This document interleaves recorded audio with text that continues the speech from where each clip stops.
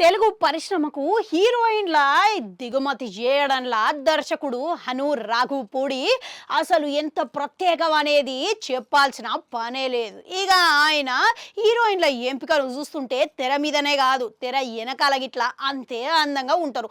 అందుకే ఆయన అభిరుచికి అంత ఫాలోయింగ్ ఉన్నది.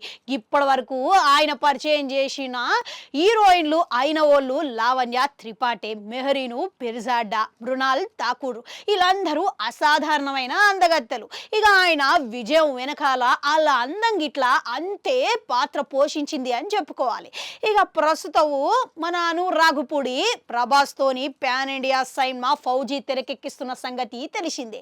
ఇక ఈ సినిమాకి ఇట్లా ఢిల్లీ ముద్దుగుమ్మను ఇమాన్విని ఆయన ఎంపిక చేసిన సంగతి తెలిసిందే.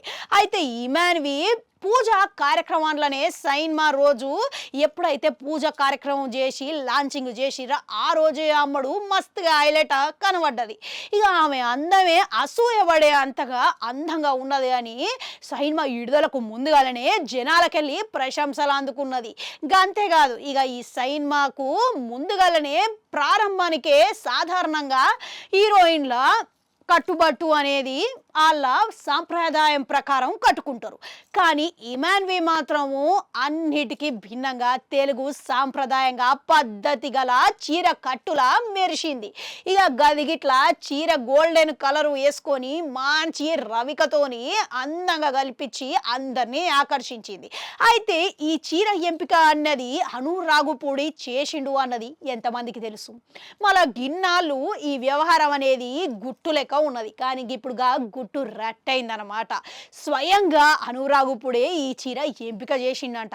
గదిగిట్లా ఆయననే షాప్కు పోయి మరి కొని తెచ్చి ఇచ్చిండంట. మళ్ళీ ఈ చీర కొనడం కోసం ఆయన షాపులా చాలా సమయం వరకు కొన్ని గంటల పాటు కేటాయించిండని వార్తలు వస్తున్నాయి.